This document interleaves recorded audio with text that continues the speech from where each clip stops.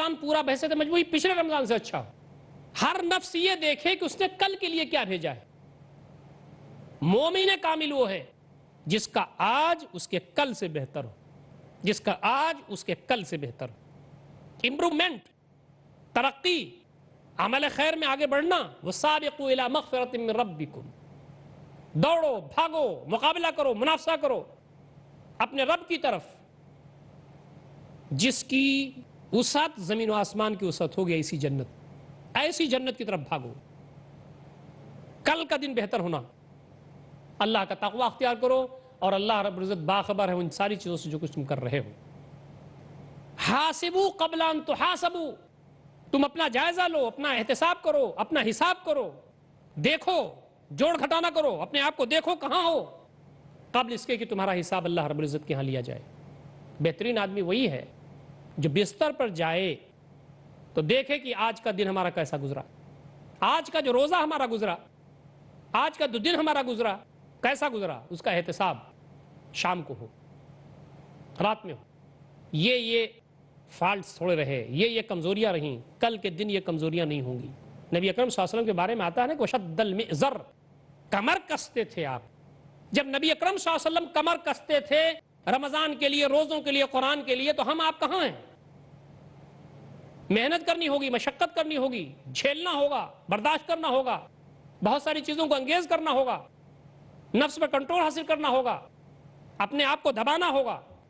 الکیس من دان نفسہ وعمل لما بعد الموت, ذہین شخص وہ ہے جو اپنے اوپر کنٹرول حاصل کرے, موت کے بعد والی زندگی کے لیے کام کرے. محترم ناظرین کرام, وقت ہو گیا ہے ایک چھوٹے سے وقفے کا. انشاءاللہ وقفے کے بعد پھر حاضر خدمت ہوں گے, گفتگو کا سلسلہ جاری رکھیں گے. والسلام علیکم ورحمۃ اللہ وبرکاتہ.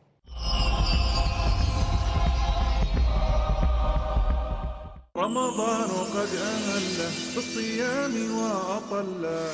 ناظرین, رمضان جو کہ خیر و برکت کا مہینہ ہے یہ شروع ہو چکا ہے. قبول فرمائیے ہماری طرف سے اور پیس ٹی وی کی طرف سے مبارکباد. رمضان قد أهل بالصيام وأطل مصيدا أهلا وخلا.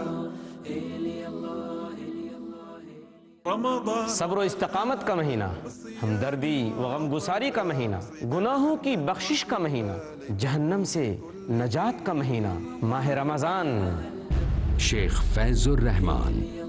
ماہ رمضان کی خصوصیات پر دیکھنا نہ بھولیں ہمارا پروگرام تحفہ رمضان. ماہ رمضان کا فیضان, تحفہ رمضان, روزانہ رات 7:30 بجے اور دوبارہ صبح 9:30 بجے انڈیا میں پیس ٹی وی اردو پر.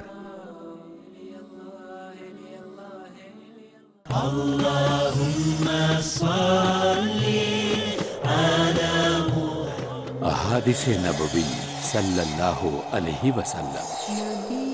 حضرت ابو ہریرہ رضی اللہ عنہ نے بیان کیا کہ رسول اللہ صلی اللہ علیہ وسلم نے فرمایا, اللہ تعالی جس کے ساتھ خیر و بھلائی کرنا چاہتا ہے اسے آزمائشوں میں مبتلا کر دیتا ہے. صحیح بخاری جلد نمبر 7 کتاب المرضع حدیث نمبر 5645.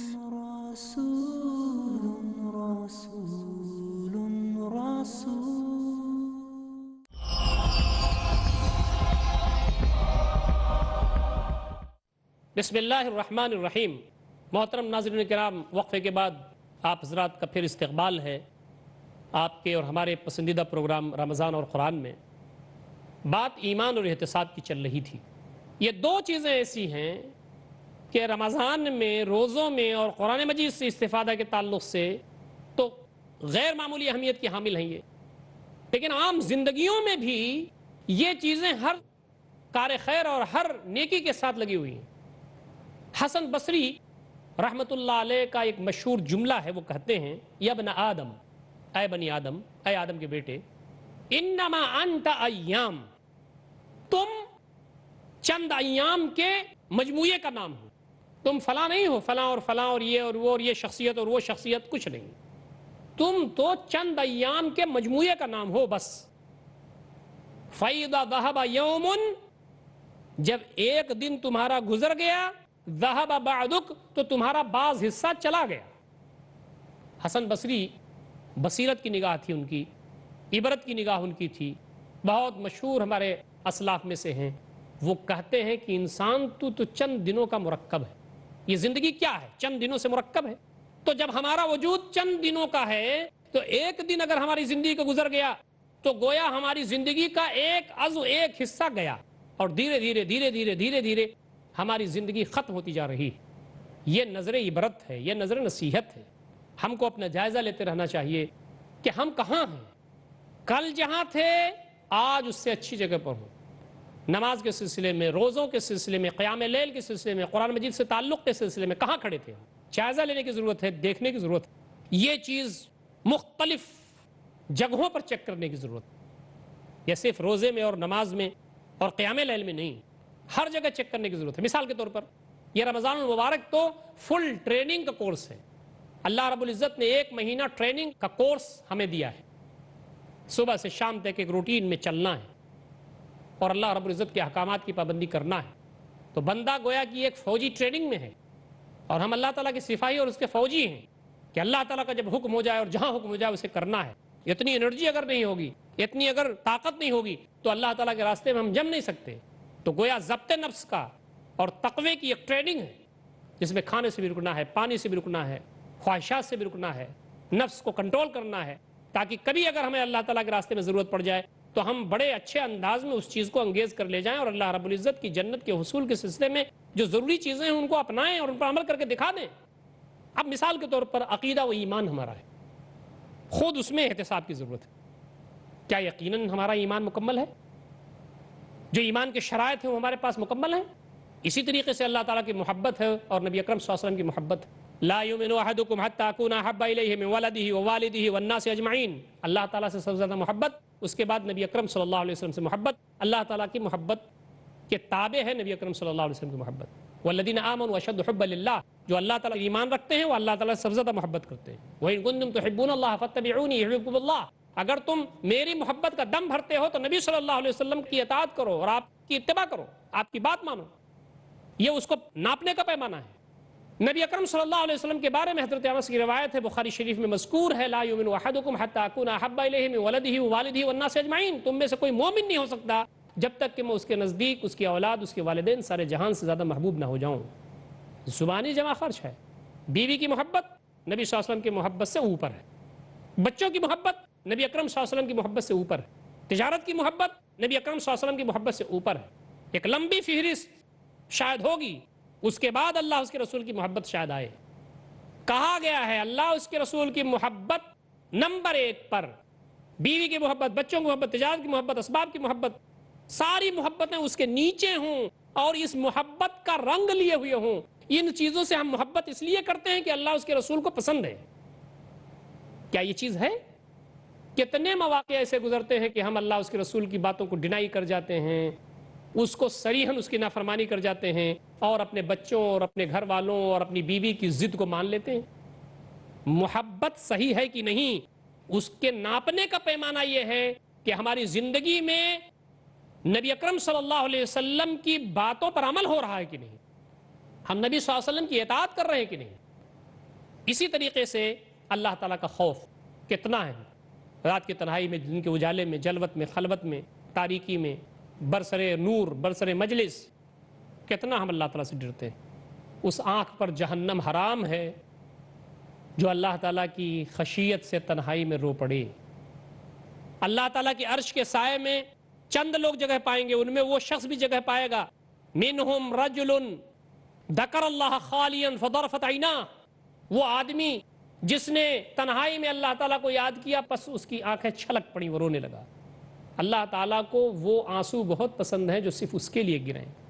اسی طریقے سے آخرت میں جواب دہی کا احساس، اس میں احتساب کرنے کی ضرورت ہے۔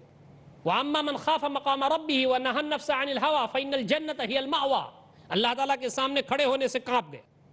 اللہ رب العزت میزان عدل پر ہوگا، ہر چیز کو وہ تولے گا۔ فَأَمَّا مَنْ ثَقُلَتْ مَوَازِينُهُ فَهُوَ فِي عِيشَةٍ رَاضِيَةٍ وَأَمَّا مَنْ خَفَّتْ مَوَازِينُهُ فَهُوَ مُهَاوِيَةٌ وَمَا أَدْرَاكَ مَا هِيَ نَارٌ حَامِيَةٌ، جس شخص کے اعمال کا پڑا جھک جائے گا خوشگو زندگی میں ہوگا، اور جس شخص کے اعمال کا پڑا ہلکا ہو گیا خسارے میں ہوگا۔ تم کو کیا پتا کہ یہ خسارہ کیا ہے؟ داغتی ہوئی آگ۔ فَمَن يَعْمَلْ مِثْقَالَ ذَرَّةٍ خَيْرًا يَرَهُ وَمَن يَعْمَلْ مِثْقَالَ ذَرَّةٍ شَرًّا يَرَهُ، ذرہ برابر بھی کوئی بھلائی کیے ہوگا اس کو بھی دیکھے گا اپنا میزان میں، اور ذرہ برابر برائی بھی کیا ہوگا اس کو بھی میزان میں دیکھے گا۔ کہاں ہم کھڑے ہیں؟ جواب دہی کا احساس ہمارے پاس، سینس آف رسپانسبلٹی کتنی ہے؟ جواب دہی کا احساس، ذمہ داری ہمارے پاس کتنی ہے؟ پھر اخلاص کے بارے میں ہم کہاں کھڑے ہیں؟ روزہ آدمی صرف اللہ تعالیٰ کے لیے رکھے، یہ جذبہ ہمارے پاس پیدا ہو رہا ہے کہ نہیں؟ لوگ کہیں گے بڑے اچھے گھرانے کا آدمی ہے روزہ نہیں رکھتا، شریف گھرانے کا آدمی ہے روزہ نہیں رکھتا، پڑھا لکھا آدمی ہے روزہ نہیں رکھتا، فلاں محلے کا آدمی ہے روزہ نہیں رکھتا۔ اس لیے ہم روزہ رکھ رہے ہیں یا اللہ تعالیٰ کے لیے روزہ رکھ رہے ہیں؟ یہاں بھی چیک کرنے کی ضرورت ہے، احتساب کرنے کی ضرورت ہے، اپنی کمیوں کا جائزہ لینے کی ضرورت ہے۔ ہماری ذاتی زندگی میں کیا کچھ ہو رہا ہے؟ ہمارا اٹھنا بیٹھنا سونا جاگنا، ہماری اپنی زندگی، ہماری نمازیں، ہماری تلاوت، ہمارے اذکار، ہماری دعائیں، قرآن مجید کا ہمارا اپنا حفظ کیا ہے، کتنا ہے، اعمال خیر کی طرف رغبت، لوگوں کا تعاون، اپنا ذاتی احتساب۔ ایک بات بہت اچھی کسی نے کہی ہے، کوئی شخص اگر اپنا تزکیہ اور اپنے اصلاح کی فکر نہ کرے اور نہ کرنا چاہے، دنیا کی کوئی ہستی اس کا تزکیہ اور اس کی اصلاح نہیں کر سکتے۔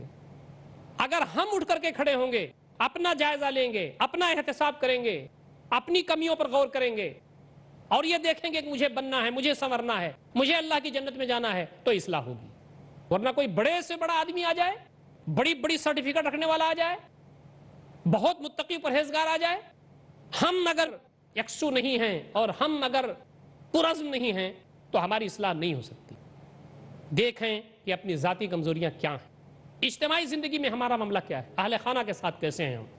کل بہت گڑبڑ تھے، آج ہمیں صحیح ہونا ہے، والدین کے ساتھ صحیح ہونا ہے، والدین کا حق ادا کرنا ہے، سراپا رحمت وہ ہمارے لیے ہیں، جنت کے ٹکٹ ہیں وہ ہمارے۔ رمضان میں ہم کو اور زیادہ اور روزوں میں اور زیادہ ہمیں والدین کی خدمت کی طرف توجہ دینی چاہیے۔ دو جنت کے ٹکٹ اکٹھا ہو جاتے ہیں، بڑھاپے میں دونوں کو یا دونوں میں سے کسی کو کوئی پا لے اور جنت حاصل نہ کرے، لعنت ہو اس پر، نبی صلی اللہ علیہ وسلم نے فرمایا۔ اور رمضان المبارک کوئی پا کر کے جنت حاصل نہ کر لے، اس پر لعنت ہو، یہ بھی فرمایا۔ اب رمضان بھی جنت کا ٹکٹ ہے اور والدین بھی جنت کا ٹکٹ ہے، دو ٹکٹ اکٹھا ہو گئے، مزید توجہ کی ضرورت ہے۔ بیوی کے ساتھ کیسے رہنا ہے، بچوں کے ساتھ کیسے رہنا ہے۔ الا کلکم راعٍ وکلکم مسئول عن رعیتہ، بڑا ثواب لے کر کے اللہ تعالیٰ کے ہاں حاضر ہوئے۔ بیوی دامن پکڑے ہوئے کھڑی ہے، بچے دامن پکڑے ہوئے کھڑے ہیں، لڑکے دامن پکڑے کھڑے ہیں، بچیاں دامن پکڑے ہوئے کھڑی ہے۔ بار الہ انہوں نے میری صحیح تربیت نہیں کی۔ بعض جگہوں پر دیکھنے میں آتا ہے، میں نے خود سے دیکھا کہ نماز فجر میں بوڑھے بوڑھے رہتے ہیں نمازوں میں، اور وہ بوڑھے پابندی کے ساتھ نماز پڑھتے ہیں، اچھی چیزیں پڑھنا چاہیے، لیکن اپنے گھر میں نوجوان لڑکوں کو چھوڑ کر کے نماز پڑھنے آتے ہیں۔ جہاں وہ نماز پڑھتے ہیں، ہماری ذمہ داری بنتی ہے کہ ہمارے گھر میں جو بالغ بچے موجود ہیں ان کو مسجد آنا ہے، ساتھ میں لے کر کے آئیں۔ بہت سارے لوگ بہت نیک ہوتے ہیں اور نیک کہے بھی جاتے ہیں، لیکن یہ بات مجھے پتہ نہیں کیوں کھٹکتی ہے کہ نیکی شاید ہماری کام نہیں آئے گی اگر ہم اچھے کاموں میں تو آگے بڑھ رہے ہیں اور ہمارے گھر کے لوگ سو رہے ہیں، ہمارے گھر کے لوگ بے پرواہ ہیں۔ یا ایھا الذین آمنوا قوا انفسکم واہلیکم نارا، اے لوگوں جو ایمان لائے ہو تم اپنے آپ کو اور اپنے اہل و عیال کو جہنم کی آگ سے بچاؤ۔ کہیں ایسا نہ ہو کہ یہ جو حقوق ہمارے ہیں یہ سب پکڑ کر کے قیامت دن کھڑے ہو جائیں۔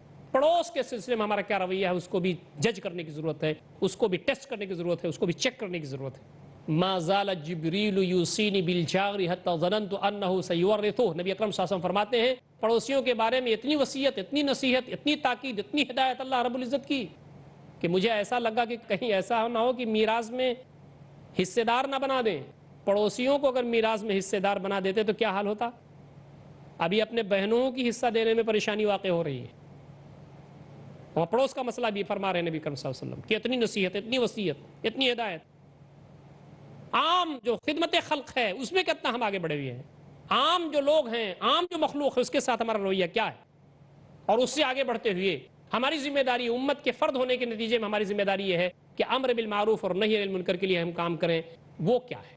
یہ روزہ ہے، یہ نماز ہے، یہ قیام لیل ہے، یہ سب بڑے کام کے لیے تیار کرتی ہیں۔ بڑا کام یہ ہے کہ یہ زمین اللہ تعالیٰ کی ہے، اس زمین پر اللہ تعالیٰ کا قانون نافذ ہونا چاہیے، ہم کو مل کر کے اللہ تعالیٰ کی رسی کو مضبوطی سے تھامنا ہے اور اللہ تعالیٰ کے پیغام کو پوری دنیا میں عام کرنا ہے. اور اللہ رب العزت کا قرآن مجید جس کا سب سے آخری اور سب سے بڑا حق یہ ہے کہ اس کو اس زمین پر نافذ کیا جائے, اس کے لیے کوشش کرنی ہے. اللہ تعالیٰ ہم تمام کو ان سارے امور کے جانب غور فکر کرنے اور عمل کرنے کی توفیق عنایت فرمائے. اقول قولی ھذا استغفر اللہ لی ولکم اجمعین واستغفروہ انہ الغفور الرحیم وآخر دعوانا الحمد للہ رب العالمین والسلام علیکم ورحمۃ اللہ وبرکاتہ. ومن فهم Quran, it is Ramadan.